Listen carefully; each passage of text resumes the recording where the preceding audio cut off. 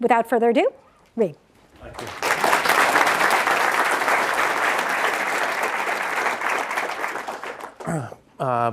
Before I start, I thought I would make 3 remarks. One of them is this is a little intimidating because one of my professors and advisors who taught me a lot when I was here is sitting in the audience, and giving a talk in front of him is going to be, okay, this is the first. That's Terry, who's sitting over there, in case people don't know Terry Winograd. The second is I decided to experiment with this format a little bit, and I've actually done something which I don't normally do, which is I actually wrote out a talk, which I will try to give relatively faithfully, which means I'll be glancing down some, but the goal was to actually say some crisp things and then convert into discussion and questions. And what I would say is, so think a little bit about the questions that you may be having. Try to make them general, right? So for example, this isn't the right forum for what do you think about my startup idea, right? And I'm going to have to run immediately after this, but if you do have a question like that, just put the title of the class in the subject line and send me email at rhoffman@greylock. That's fine. Unfortunately, I do have something immediately afterwards. And then the third thing is I'm going to blend a little bit of kind of thinking about entrepreneurship, a touch with my life, not too much, a touch with the book, and kind of thinking about why this matters to all of us. And so with that, I'll open. So this may seem a little odd or even a bit slow, but it took me a long time to realize that entrepreneur was a good word for what I've ended up doing. Because when I graduated from here, I basically was kind of like, oh, I want to figure out how to improve society. And originally, I was going to think about, okay, well, maybe I'll be an academic, I'll be a professor, and I'll use that as a podium in order to write to folks. And I had no idea what entrepreneurs did other than they somehow were involved with starting businesses. I mean, one of the benefits of being here at Stanford is that you have a fair amount of exposure to it around you. But I was kind of like, well, I know that that happens, but I don't know what that is. And it was only years later, in fact, after I had worked on several different entrepreneurial companies and years into having founded LinkedIn, that I begun to realize that entrepreneurship is a good word for what I was doing. And I've become a general advocate for entrepreneurship. I've become an advocate in terms of government, thinking that this is a key thing that they can actually do some positive things on and not do negative things. For companies, thinking about in terms of how they are both formed and also how they're innovated, and also basically kind of one of the things that's odd is kind of the nonprofit world, which is how does entrepreneurship not just work there, but also as a cause for entrepreneurship. And I think that that's all really important work, and I'm happy to talk about that in the Q&A section. But the thing that I most want to focus on is what I've come to realize is entrepreneurship applies to all of us and how we lead our lives. And I think that everyone needs to be the entrepreneur of their own lives. And that's, of course, part of the thing that I've been doing in the book. I won't go through the book in depth. I'll touch on it briefly because I figure you guys can read it if you're interested or comment on it. But I do think that entrepreneurship is important for everyone because of several different levels. One of them is the question of kind of how do you what's the playbook? How do you drive your own life from this? But also, how do we adapt as a society to the overall world? So let's start with kind of what the implicit model has been like. So entrepreneurship of your own life. That's a nice phrase, but what does that really mean?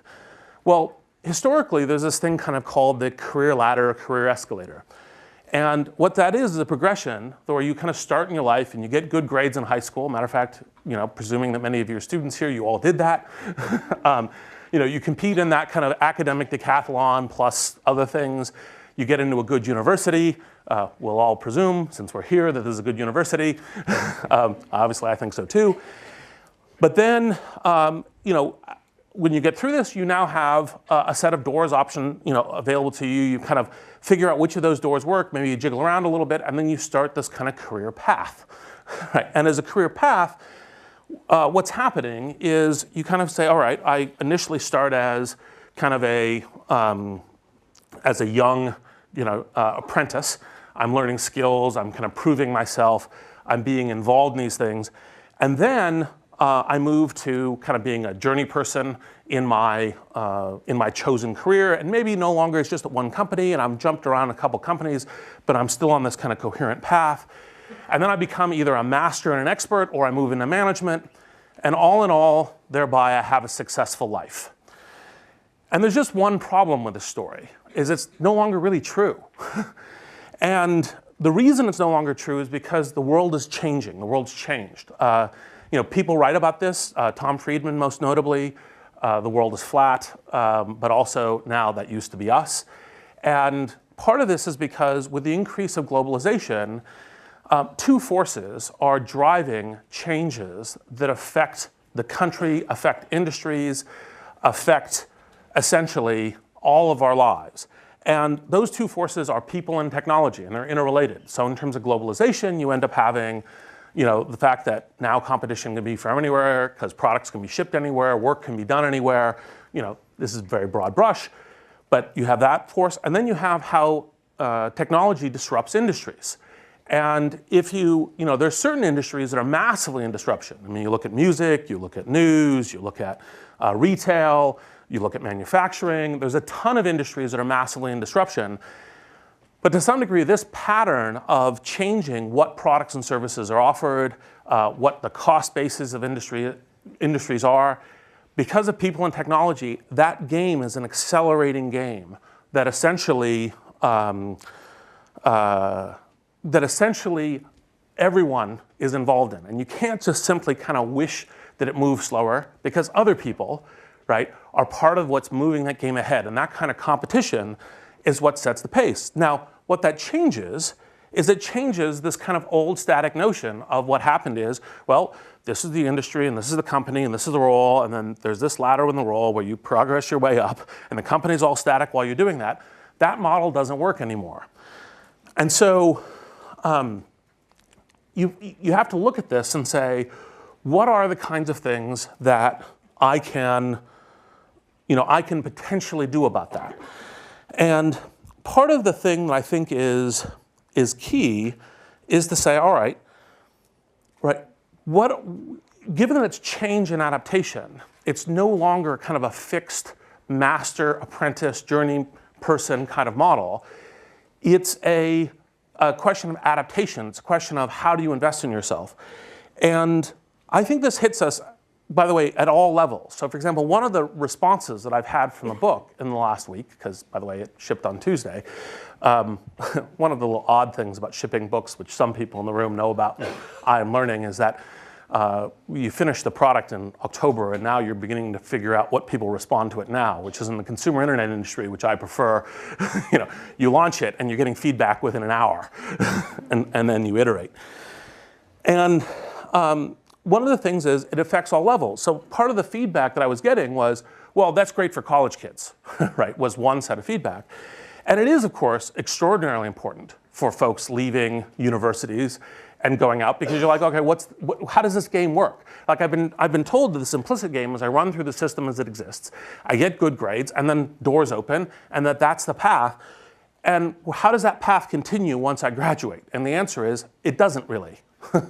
And so what you have to do is you actually have to be charting a path where there isn't, it's going over an ocean, as opposed to, oh, here's the road, and I can choose road 1 or road 2 or road 3, and you're kind of navigating that way. But it's not just college students. This is actually, I think, one of the really key things, because the notion of how a career progresses is now substantially different than it used to be from the notion of, okay, well, I put in my time as, a assistant product manager, and now I become a product manager, and now I'm a senior product manager, and so forth and so on. I think that what happens is that now, like, industries are changing, what you think might be the right thing to do, what location you might be in. It's not that there aren't coherent skills that you learn, but the notion of how to essentially navigate this career, both for downside and for upside, has changed. So mid-level professionals, it changes for them as well. Similarly, for executives, because executives, I've gotten a response from somebody like, yeah, that's great for the young folks, right? But what does this mean for me? And the answer is, well, if this is the way the whole industry is changing in terms of how organizations need to adapt and how the people that you are recruiting and bringing into the organization and managing a coherent organization, if this is the reality that they are all facing, you need to adapt to be part of that reality. Otherwise, you also essentially don't adapt the right way. And so I think it's at all levels that this is really key. And so my thesis is that this entrepreneurial mindset is now critical for everyone. And so let me focus on one of the things that I think is particularly key about thinking about it as an entrepreneur.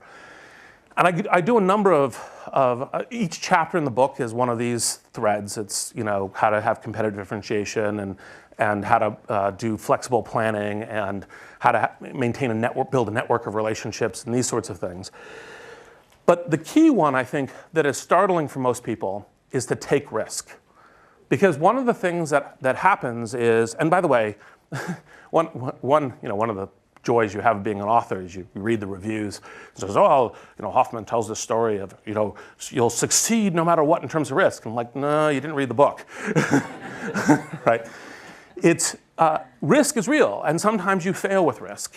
And taking risk is essential because if you're not taking risk in order to make it competitive different, make yourself competitively different, to potentially have breakout success and to be learning and adapting to the changing game around you, then by playing it totally safe, you essentially marginalize yourself over time, which is one of the things you can see happening with large businesses that don't take risks, right, as a function of that.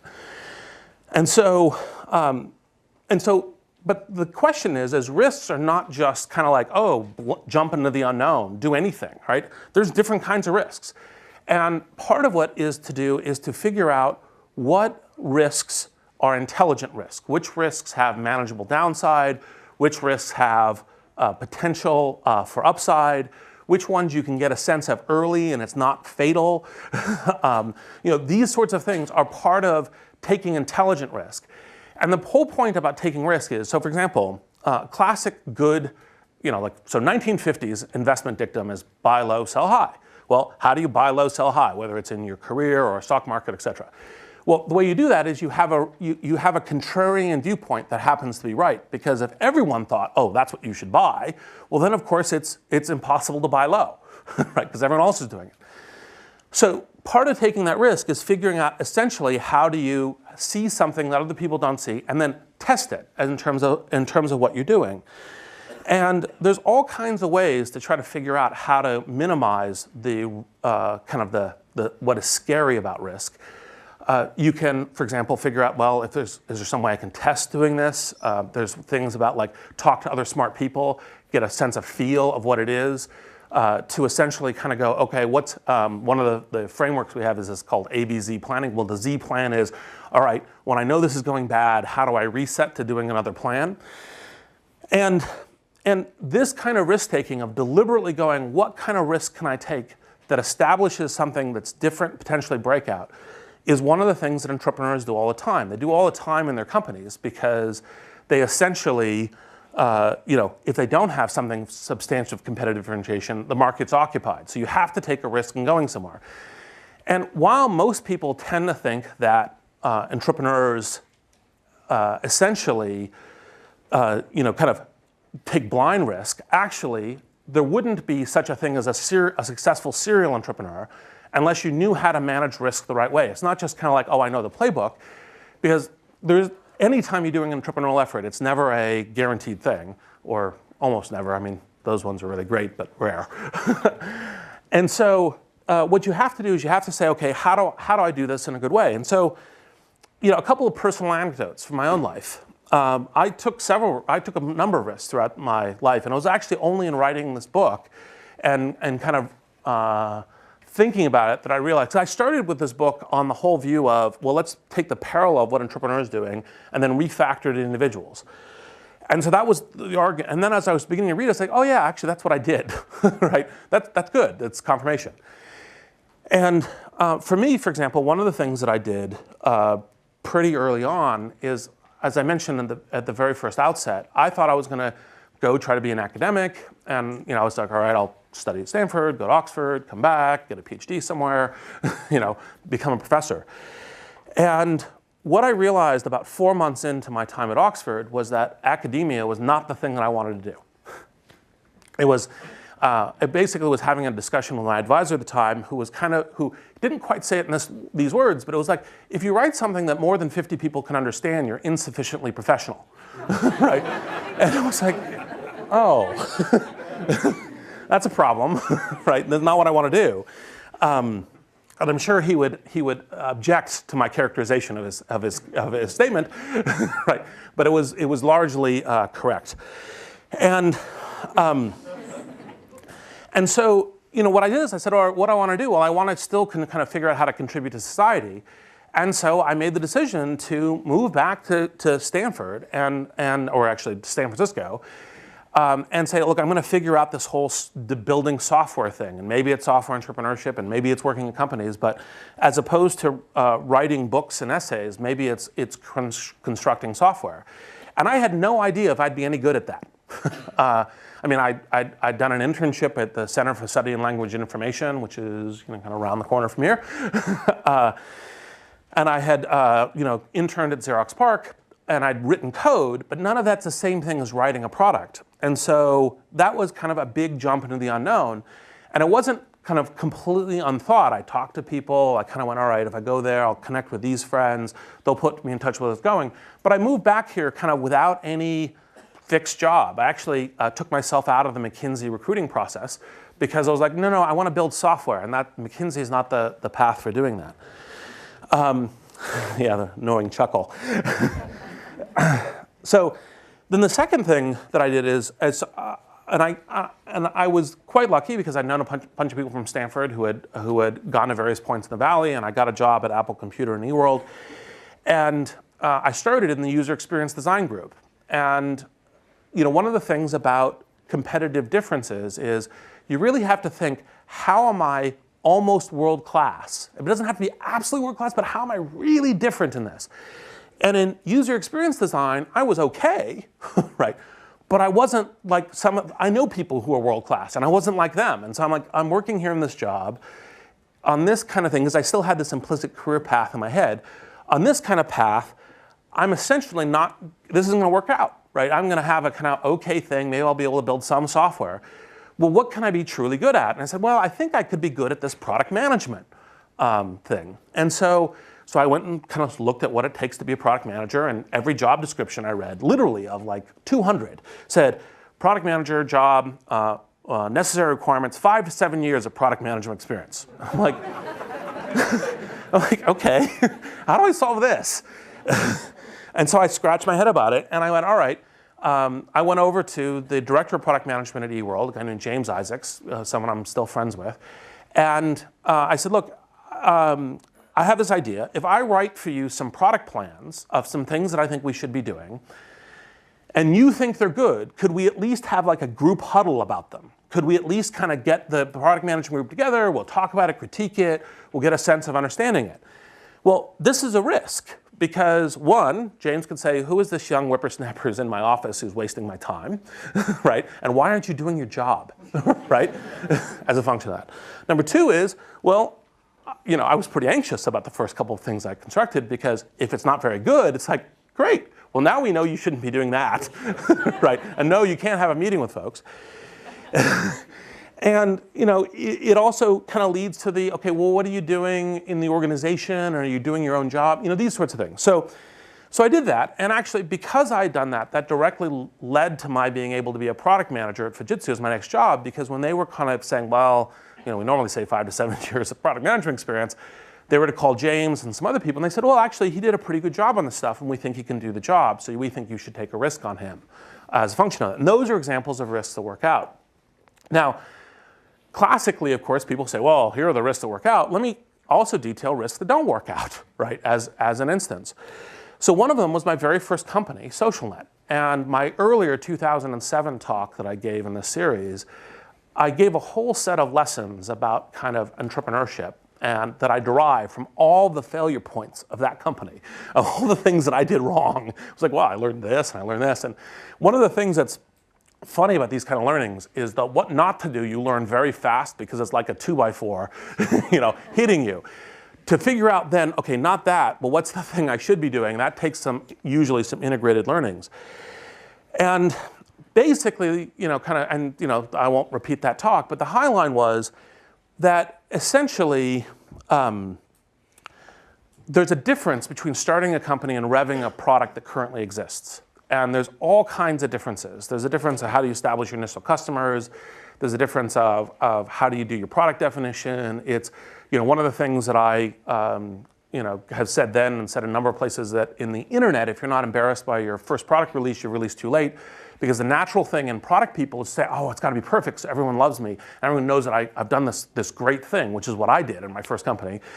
And I was half right and half wrong. And being half wrong late, right, doesn't help you.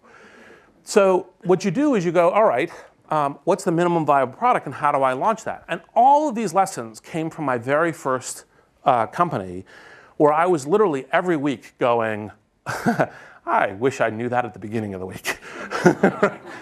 And part of the reason why Peter Thiel, who was also same class as me here at Stanford, and we met each other here, said, oh, well, I'm founding this company, which, by the way, originally called FieldLink, later known as PayPal.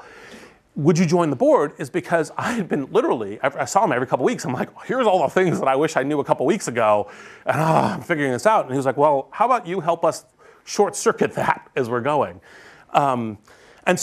But overall, as a risk, it didn't play out because SocialNet basically didn't really amount to anything. It was years of hard labor together with millions of dollars in investment, and it kind of sold for return on capital, which is not, that's not as bad as not selling at all, right? But that's not, in value terms, that's not actually a big step up because what we try to do is you try to get something that has a breakout opportunity, and SocialNet clearly didn't have that. Now, the second risk that didn't work is a little trickier and a little harder to understand, but it's important from a viewpoint of thinking about how do you invest in yourself and how do you take risk intelligently, which is I figured out by month 4 at Oxford that I didn't want to be an academic. Now, there's a lot of good reasons that I finished my degree. I signed up for it, you complete what you start, these sorts of things. But like one of the things that I only realized years later that if I'd said, okay, this is what I want to do, and I'm gonna take the lumps of saying, this isn't it, that's it, I'm moving back now, I'm starting to do that, I would have been here at a time where the internet was being formulated for moving from, the academic confines into the rest of the world, as opposed to kind of catching up when AOL and Prodigy and eWorld were kind of big things, but the internet was starting. And what it points out is frequently one of the very big risks is the risk that you don't know that you're taking, right, is in fact one of the ones that can be serious. And so simply saying, well, I'll finish the degree and then in 2 years I'll go figure out what it is. Well, that means that you're not in that game and you may lose key breakout opportunities for playing that game. And so that was actually one of the risks that I most substantially took. Now again, no complaints, but it's illustrative in terms of thinking about how you think through what does this pattern of activity mean for your own career. So I think one of the things, I'm gonna make about another couple minutes of comments and then we'll shift into Q&A. But one of the things that I think is key in terms of how do people look at this is this being the entrepreneur of your own life is not go start a company. It can be, absolutely. But for example, there's a whole stack of things that going to start a company that you have to decide if that's what you want to do. It's also not like, disloyalty to an employer, right? Like, well, I'm always going to be job looking. I don't know if I'm here. Part of what you need to do is you have a contract, this connection with your current scope of work, which I roughly think comes into kind of a tour of duty, which is like, look, I accomplished this here, this helps my employer, this helps me, and then there's kind of another iteration cycle that could very well lead to my staying here for even decades if it works out that way. However, it doesn't always do that for the reasons of the world change that I was talking about at the very beginning of the talk. And part of that is for several reasons. One is, companies change. Second thing is, look, if you've got a whole stack of people, everyone wants to try a new thing. Like people, for example, want to be the head of sales. Well, there's only one head of sales, right? And so they say, well, I want to try that, and that's the next right step for me. So maybe doing that somewhere else ends up being the right thing.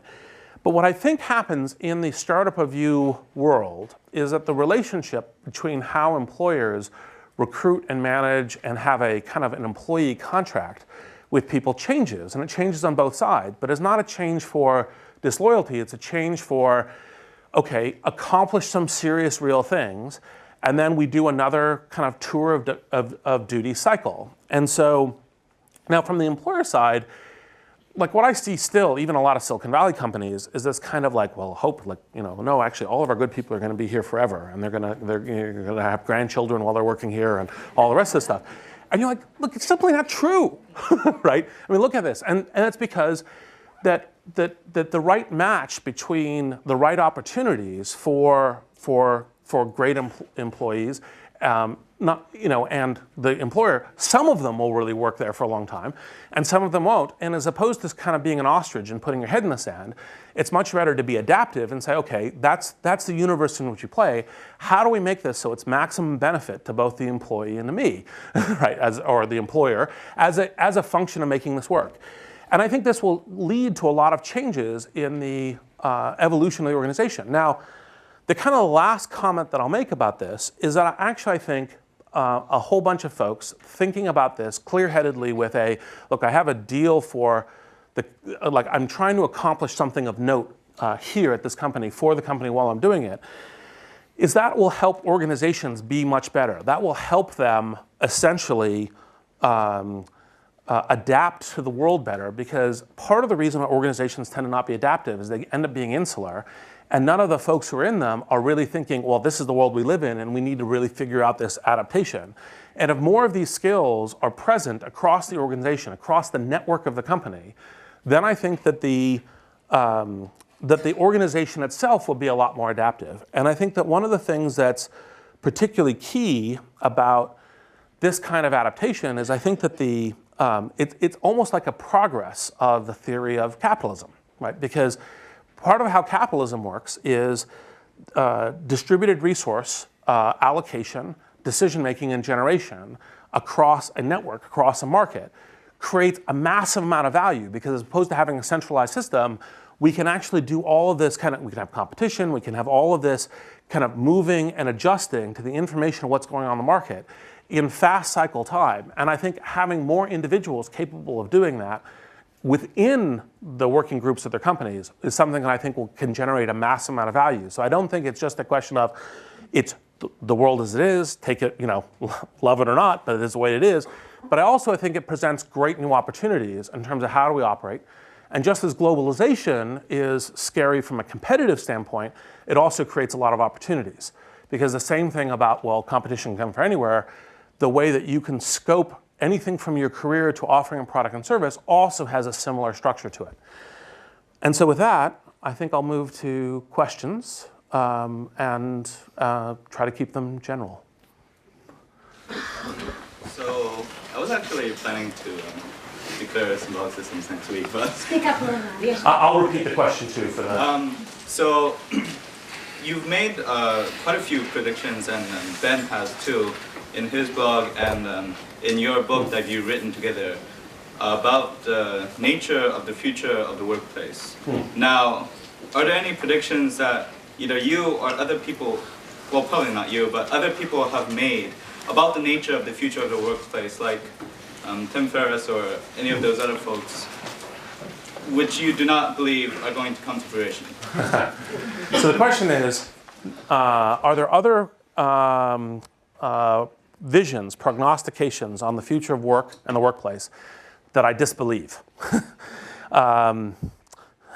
This is always an interesting question to be asked in front of a camera, because,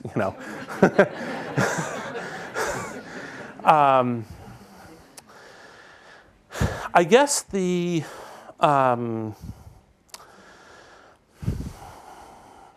I think there's a number of thoughts that it's kind of, all we have to do is work a little harder, go back to our entrepreneurial roots, get our educational system a little better, that sort of thing. I've seen a number of solutions along those lines, which I think are insufficient.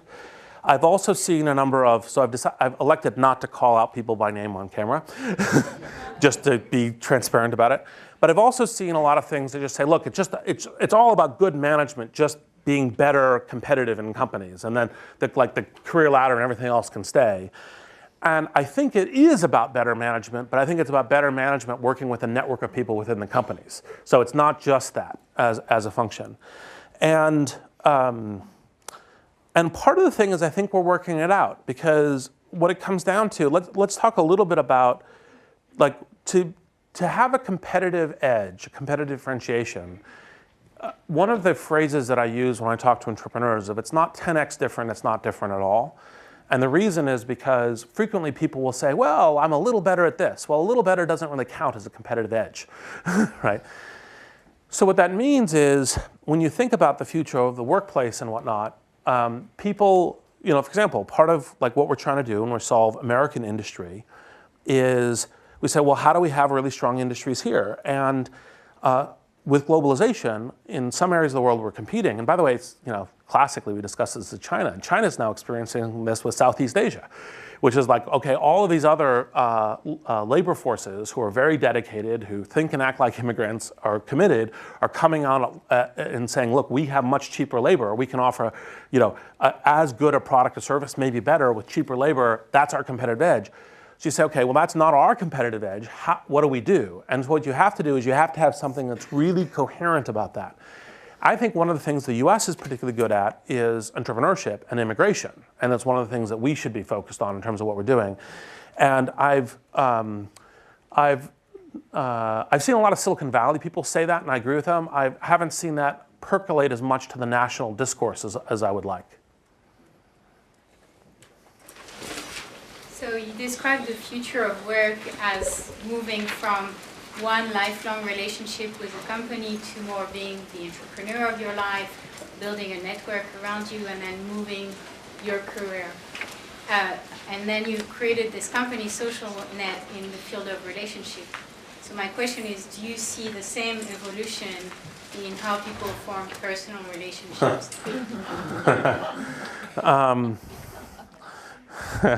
Okay, my wife will be watching this.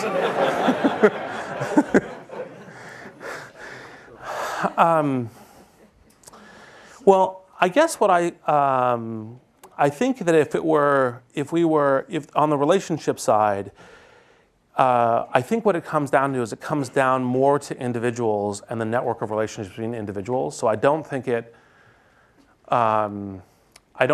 changes. I don't think it changes very much between, for example, dating and other kinds of things that still are very, two people, very interpersonal. It might say that a lot of the whole notion of kind of how much does civic or religious institutions validate your relationships, that trend may trend more to the individual, and there may be more individuality there. Maybe, right? I mean, that's a highly speculative answer of a question. By the way, congratulations for this, that I've never heard before. So I'm thinking about it. So anyway, other questions? In the back there. Yep. Yeah, so my question is on monetization. So the first thing obviously is your consumer internet is built on the idea that you get millions of users and then you sort of monetize on that front. And then now the next wave is sort of mobile first, but if you look at the sort of space you have on a mobile phone, you don't have places to put advertisements, right? So if you're going to do mobile first and you're going to go with the consumer internet strategy, which is get millions of users, how do you actually monetize? Do you take it back to the web, to the browser, and then you monetize there, or you look for a B2B thing, or? Okay. So the question is, classic consumer internet dictum, some of which I probably said in 2007, is to focus on growth and engagement first, and think about monetization, but don't sweat it too much in the beginning. The challenge when you think about this from a mobile standpoint is that it's unclear what that, unlike consumer internet, which you can add advertising and some other things, it's unclear what that future monetization potentially looks like. And I have two answers to this question. One is, if anyone has a really good answer, my email is rhoffman@greylock, right? And I'm really interested in this question myself. The second answer is that, in the compacted space, the generic, we just put ads on, is much less likely to work on mobile. So what that means is the other kinds of models, when I think about mobile, the other kinds of models is like, well, is the ad somehow more deeply part of the product? Not just, oh, and here's the space, and there's some pattern for that. Or is it premium services that work? Or is it things like Zynga and virtual goods? So there are models that can still work on the mobile side, but the generic will just trust that we can slap up an advertisement, as you point out, won't work. But anyway, those are the two answers to that question. Let's see, seated on the floor. Do you think that before people have gone and started that next big company, in the meantime, are they cultivating a consulting brand while they build that experience, since they can't expect to get the long-term full-time engagement with the company? So the question is, if you're thinking about starting a company, should you be doing consulting as a way of evolving your career, getting skills, building a brand, since you're not necessarily doing a long-term relationship with the company? Well, I think the short thing is, I think that almost every realistic company understands implicitly, if not explicitly, this tour of duty notion. So I don't think that the vast majority of modern good companies to work at have this notion, if you go and really do some great things for a couple of years there, that they then kind of beat on their chest and say, what, you're leaving to start a company now? How could you possibly do that? Given, of course, us being here, we all do that to some degree. That's what happens. And one of the reasons I would actually tend to encourage people to go work on teams rather than as a consultant is because the relationships that you form are really important. The ability to actually see how the team works, and if you yourself are going to start a company and say, how does this group dynamic work in terms of everyone? So I generally speaking don't think that consulting is a particularly good path for doing the actual entrepreneur starting company as a path. And really what you just have to do is settle between being a good employee where you have a tour of duty, e.g. you're there for a while, you do some stuff, but with look, you achieve some things and then people are happy with you. I mean, I think if you go back, that'd be an interesting question. If you go back to most of my employers, I think they were happy that I worked there, right? And not now like, oh yeah, good thing we got rid of that guy Hoffman. And so, and I think that would be more of the direction. And actually, I realize is there anyone on this side since I've been? All right, great, thank you. How would you, so there are a few very common downside risks that a lot of entrepreneurs seem to forget: family, friends, finances. What are some of the other ones, especially in the strategic side, that you see people overlooking? Downsides for being an entrepreneur? Downside risks that they forget to hedge against. So the question is downside risk for an entrepreneur. There's some obvious ones, financing, not working out, et cetera. I would say, let's see, there's a couple. So one of them is part of how the trends of these companies really become great and massive is that there's a limited number of companies that kind of get to breakout velocity. And this a little bit plays to the competitive differentiation point, which is to think seriously about like your gamble of, can this get to something particularly big and breakout? And to get network intelligence and so forth. Because very often, actually, you could have a much more successful career path of going and joining really hot companies and working with things that have that trend going than, in fact, actually just go starting your own. And like one, I think we talked about him in the book, Matt Kohler, was someone that I recruited out of McKinsey to join LinkedIn. He's now a partner at Benchmarks, great guy, and he made an awesome career at saying, look, I'm going to be a really essential person of founders in terms of what I'm doing. And so what you really do have to do is you have to trade off of, okay, is this really going to be either, like, I just have to be an entrepreneur, I have to work on this idea, I can't work for someone else, or does this really have a shot at being big? Because one of the things that I tell folks is, if it's not a really big idea, it's usually not worth doing because it's the same amount of blood, sweat, and tears, right? with a much lower impact and a much higher likelihood of ending up in real tears, as opposed to just frustration at the end of the week. So maybe that would be the kind of the thing to think about. And then on the very left. So it's very interesting thinking about some of your comments and remembering a book that I read a long time ago. There's a journalist by the name of James Fallows, and he wrote a response to America's obsession with competition from Japan in the 80s. It was called More Like Us. And he asked the question, he said, you know, we're looking at Japan and what Japan's doing well, and we're thinking, we're down in the dumps, we've got to copy the Japanese and do what the Japanese do well. And he just said, let's do what we do well, and ask that question. What do you think from a perspective of American entrepreneurship, and specifically the Bay, you know, what are the things that we could do to do what we're doing better to deal with a lot of competitive forces from around the world? And also on an individual company basis, what do you think most companies you see in your investment career could do a lot better than not doing? Well, the second question is a whole question to itself. So the first question is basically, was a report from Fallows, who I think also coined the term career escalator, if I recall, but I'm not absolutely positive of that. Who basically said, look, what we need to do in order to be globally competitive is more play to our strengths, not try to copy other people on their strengths, which may or may not be our weaknesses. E.g., in the 80s rage about, you know, the kind of perfect manufacturing and other kinds of things that the 6-degree manufacturing that the Japanese were doing. And I said a little bit of, I gave a partial answer to this question when I was talking earlier, which is we're really, really good at attracting high quality talent and entrepreneurs from everywhere in the world. We're better at immigration than anyone else. I think also that one of the things that is a good upside of not having an overly formalized education system that has extremely, like, you know, long exams, you know, like the baccalaureate in France ranking everyone from 1 to X and so forth, allowing some room for risk-taking, creativity, et cetera. I think that's another thing that's particularly useful. I actually think we have an awesome university system. But I think also that part of the thing that, you know, as an entrepreneurial country, you know, the phrase we use in the book is being in permanent beta, e.g. you're never finished work. And I think that one of the things that we can also do is we don't treat ourselves as finished work. We have to kind of go back to the grindstone and reinvent.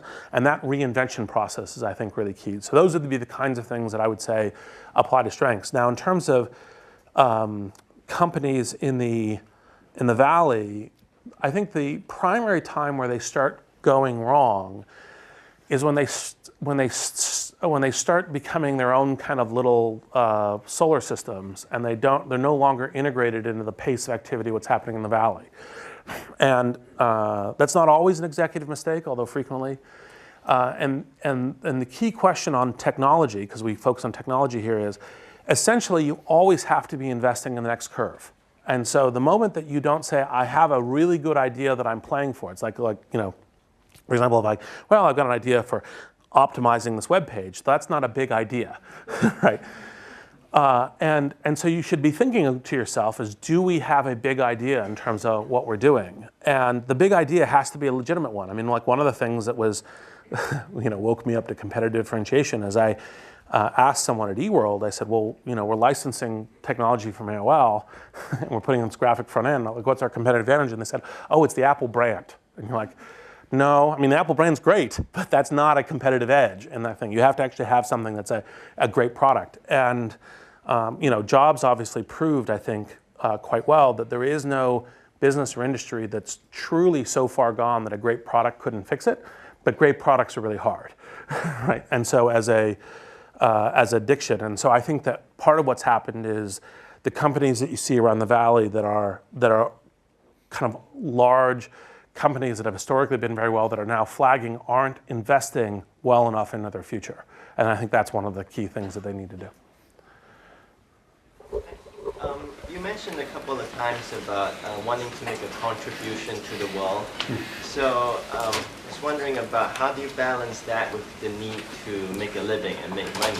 And I was also thinking about it not just from the personal side, but also from a company side, especially say in the realms of education and products for kids, where you need some sort of altruism and some aspect of really caring in order to make a great product. So how do you prevent, say, the introduction of investment money from making you too focused on the money aspect? So the question, to repeat in brief, is how do you balance both the economic necessities of a life that you need to make money, the economic necessities in an organization when you get investment, and that dictates a certain pace to the company, together with changing the world.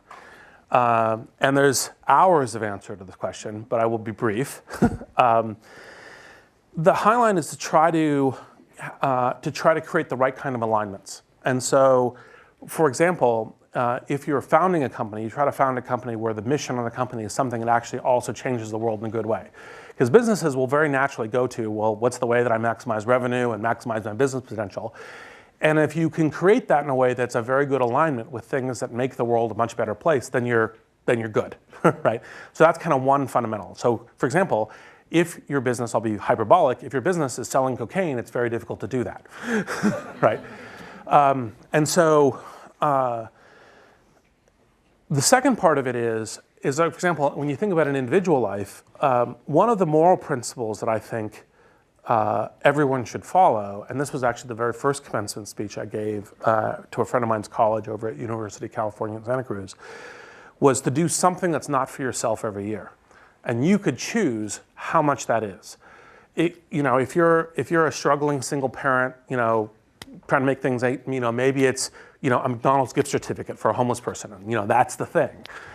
But to hold yourself up to a standard where you say, there's something that I'm doing that's really just not for me. And for the first few years, I did that by serving on nonprofit boards as a way of kind of doing that myself. I eventually decided that generic nonprofit boards didn't work. I wasn't able to be effective. It wasn't doing enough. And I had this kind of episode where I resigned off all of them, and I was trying to figure out what to do.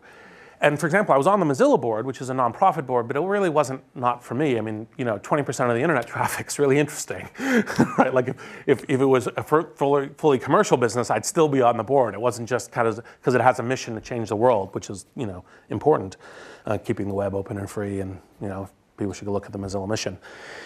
But what I then realized, a friend of mine pointed out Kiva to me, and I realized that my consumer internet abilities, all the things I'd been developing from the commercial side, would also be extremely helpful to this thing, which is microfinance, enabling essentially everyone to kind of like a person to create their own taxi business and these kinds of things, and that I could help them with that. And so looking for synergies, like saying, well, this is what I'm doing. What are the things that I could do that take some time, because I'd need to provide for my family, provide for my life, but I could still also give to the world. And I think those are the brief two answers, but it's a great question for longer. In the back in the center. Hi, Reid. My name's Danny. Simple question for you. This is my 6th day in the Valley. Welcome. Thank you. And I just moved out here from a different country where I helped found a startup. And I'm a business guy, and I'm looking for an engineer co-founder. So if you were in my shoes, other than going to the meetups, what would you do? Well, that's almost on the edge of a generally accessible question. But, good entrepreneurial hustle to ask it. The short answer is, go to the folks that you meet and ask them who the smartest folks they know are, and then go meet those folks. And doesn't just ask for engineering folks, and don't just ask for people that you could have as co-founders. Because kind of simply going and co-founders is a lot like a marriage relationship, and you're going to have to be built. You probably have that experience if you've built a company before. So you're going to have to go build those relationships. And that may be too brief of an answer, but for only some people in the audience may be interested in answers. So that was quick. Here. If you had to create a startup tomorrow, what industry and what would it be? So the question is, if I had to create a startup tomorrow, what industry and what would it be? Well, I decided pretty early on that I was a consumer internet guy, and that's what I was going to do. And if the consumer internet became no longer the right thing for me to be doing or for the Valley to be doing, then I would retire. Right? So it'd be something in the consumer internet. And there's still a lot of room for interesting marketplaces and social networks. So for example, the Valley likes to go kind of say, oh, here's the new future, and also likes to say, oh, that trend's done. And so, for example, oh yeah, social. That's so last couple of years. last quarter, I invested in a company called Edmodo, which is social networking for K-12, teachers and students, right? And that's an instance of something that I think they have very good traction, something that'd be big.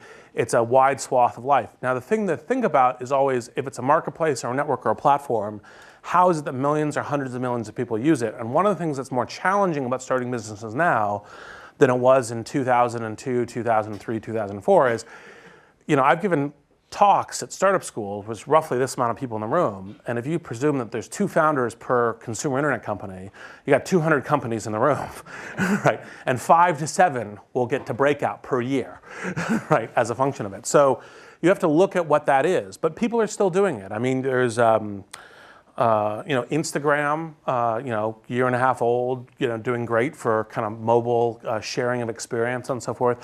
So you have to look at what's the idea that I have that has a potential breakout here, and right now all of my time and energy on that goes to how do I further elaborate LinkedIn. So I don't have a specific answer for you. In the back.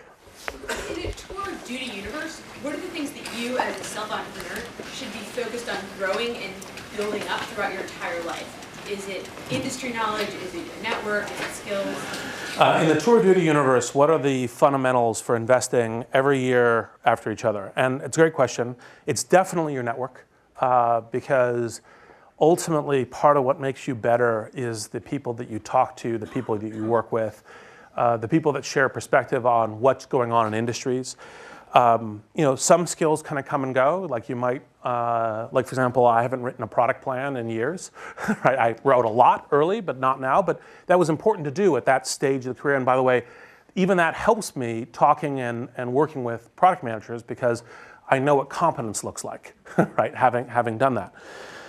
I also think that the part of the whole point of kind of advancing the thesis that we should all be entrepreneurs of our own lives is to keep us adaptive. And that being in what we describe as impermanent beta, as never thinking the game's over and always thinking about what's the next play in terms of what do I have to learn. All of the skill set that goes into that learning and that ongoing adaptation is, I think, absolutely critical. And one of the mistakes that people make is they say, well, I've learned the game, I know what it is now. And that's why you see a lot of people who you go, okay, you were really good at what you were doing even 5 years ago, right? And now it's no longer as relevant, right? In terms of how you play. And so, for example, I worry about this with me. And so one of the things I love about working with a group of entrepreneurs is part of what I'm constantly doing is paying a lot of attention to what do I need to be learning now. I don't just go, oh yeah, I understood virality and understood all this stuff. And from 2002 until 2005, 2006, I knew how to play that game. I'm constantly relearning that game. And so all the things that go into, that's part of the reason why the network was a key thing. The things that go into constantly learning and adapting are the things that until you're done, you always need to be playing. So, in the back again. In terms of your vision of the future, where do you see the recruiting industry going? Recruiters, also for the candidates looking for jobs, and if you're an entrepreneur of me, then there are too many entrepreneurs. Where is the recruiting industry going? Well, the short answer to that is I think that like all markets being made a lot more efficient, I think there will be recruiters. I think they'll be made a lot more efficient by tools like LinkedIn and others. And that I think that part of the thing that people are sorting out is, like the biggest challenge for recruiting in the Valley is not competing with, Google, Facebook, LinkedIn, et cetera. It's all the startups and the things that people are doing. And that's both something that helps us get things going, but also makes things, difficult as you go. But I think we work that out. I mean, some folks have kind of said, look, I wish that more folks would aggregate to the truly breakout opportunities, and I think that's a good thing to pay attention to, as per my earlier comment. But part of how we have a very adaptive system is people go try startups, and they kind of try and fold and restart all the time as a function of this. So I don't, that's a partial answer anyway. There was let's see, the very, very back. That's you, yeah. Hi, I'm also Dan, I'm also kind of new here. I wanted to ask, in the universe where there are a lot of entrepreneurs and it's almost like a revolving door, what a startup that's 1 or 2 years old faces is very different than a 30-year-old company. So how do you need people to kind of give you a tour of duty that's a little bit longer, so you can kind of, especially with the core team, the people immediately around the core team, how would you address that for specifically targeting the early stage startups? So the question is, tour of duties, early stage when you're really just getting things formulated and going, and there's a lot of knowledge in a few heads. How does a tour of duty differ between that and larger companies? And you did answer your own question as you were asking it, which is, I'll just confirm is true, which is basically in very early stage companies, a tour of duty is, I'm going to make a real go of this unless the investment thesis turns down. I'm not planning on leaving. I'm doing this, right, as a function of it. Because if a very early person leaves, like say for example, 1 of 5 people leaves, that can make it almost like a restart in terms of difficulty. So the folks that you want to have as part of that initial team, you want to have those folks be, as long as this is working out, to be committed for years. Because that initial core group then actually forms the core of the culture, the kind of heart and soul of the companies that's going forward. And it's very painful when you lose those people, even when you're much larger. And so you want to have folks that have an intent to go long, and that's one of the things that's an important bidirectional relationship, and it's important in terms of equity compensation. It's important in terms of all these sorts of things. Here. Actually, following up on that question, I had a question about company culture. And I was wondering if you could speak a little bit about your experiences with that, maybe tell a story about when things didn't go as well. It's one of those things that you have to be really intentional about up front, and it'll happen whether you like it or not. Yes. So company culture, what you have to do is think about what are the things that we are all going to hold ourselves accountable for. And so, for example, one of the things that we did pretty early in LinkedIn is we decided that while we had a very strong belief in our mission, we would have a very kind of open and rational discussion about whether or not what we were doing was right or not. So we would allow our core tenets to be challenged. So people could say, for example, well, we don't have as much engagement as those social sites. We have this theory that social with pictures and games engages a lot more and professional engages less, but are we just deluding ourselves? Like, how do we figure out if this theory is right or not? And, there's, I think, strong upsides to that culture in terms of the fact that, we actually have a relatively kind of broad, rational perspective of what's going on. There's also downsides because, it wasn't as much true believers, right? And so there wasn't as much as, no, this is absolutely going to work. There was a lot of, every year we'd have the conversation is this working well enough? And that does mean that you have additional kind of morale. Now, most times when people think of culture, they try to think of things that everyone wants. Everyone wants high energy. Everyone wants problem solving. Everyone wants high integrity. Those are good things. But the real nuances when it comes to culture are the things where there's actually a strength and a weakness that are combined together. That's where the identity is. And so when you think about it, you say, okay, are we, for example, a broadly inclusive culture? Well, of course, then you have some difficulties when people start disagreeing, right? Or are we an autocratic culture where one person makes the decisions, right? And that's where we go. And what is the blend of that? And those kinds of things where have strengths and weaknesses together, and that's where the real interesting cultural discussions occur. In the middle? Do you think we're in a bubble, or why is it a The answer is, do I think I'm in a bubble? And the short answer is I'm long on the ability for technology to change the world, and whatever the market valuation happens to be is whatever the market valuation happens to be. There. You mentioned that we have a fantastic university system, and that was the main driver for me to immigrate from India. But it seems like the business model of the university has not kept up with times, and it seems like entrepreneurship is disrupting education. I just want to hear your thoughts on that. Of course, when we're 15 seconds over time, the treatise question arises. Well, I think education also needs to be, I think, there's a lot of great strengths we have in this university and in a number of elite and great universities in the US. But I do think that the whole notion of educational model and what kinds of things will present how we do education in a really good way is actually very much open for disruption. Now, how that happens exactly with these deep institutions that have a lot of inertia around them and everything else, I think is very open.